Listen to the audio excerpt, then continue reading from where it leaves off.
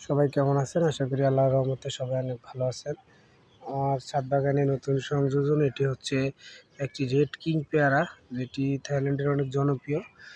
এটার মিষ্টতা ব্রিক্স শুনেছি 24 পর্যন্ত হয়, ভিতরে লাল কালার হয়। মাশাআল্লাহ, এই যে ছোট একটা চারার মধ্যেই ফল সেট হচ্ছে। তারপর আমার ছাদ বাগানে এটি হচ্ছে ক্যান্ডিল অ্যাভোকাডো। এই অ্যাভোকাডোটা প্রায় 2.5 কেজির মতো ওজনের হয়। দেখা যাক কি হয় সামনের বছর ফলন। ক্যান্ডিল অ্যাভোকাডো, এটি হচ্ছে হানি ক্রিস্পি কামকোয়াট 4th জেনারেশন।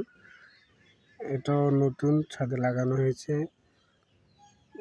এটা একবারেই খোসা সহ খাওয়া যায়, খুবই দামি একটি চায়নার জাত।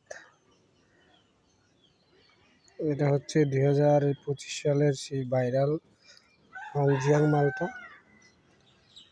এটাও ছাদ বাগানে লাগানো হয়েছে, দেখি কেমন রেজাল্ট আসে।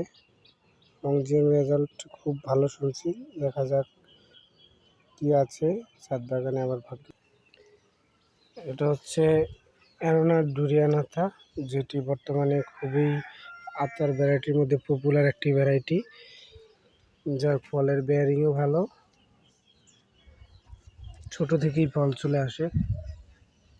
এই যে অ্যারোনা ডুরিয়ানাথা।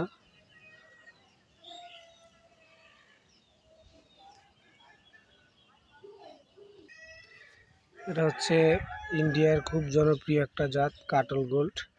কাটল গোল্ড মালটা অনেক বেশি মিষ্টি হয়, মিষ্টতা অনেক বেশি এবং টক একটা ফ্লেভার আছে।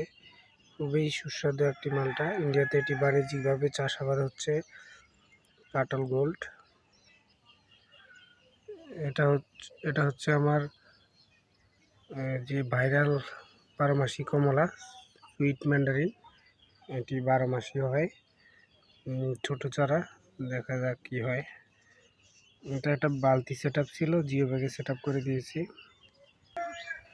এটা হচ্ছে অ্যাপোরার ম্যান্ডারিন, 12 মাসি কমলার মধ্যে খুবই ভালো মানের একটি কমলা, উচ্চ ফলনশীল অ্যাপোরার ম্যান্ডারিন। এটি অস্ট্রেলিয়াতে বাণিজ্যিকভাবে চাষাবাদ হচ্ছে।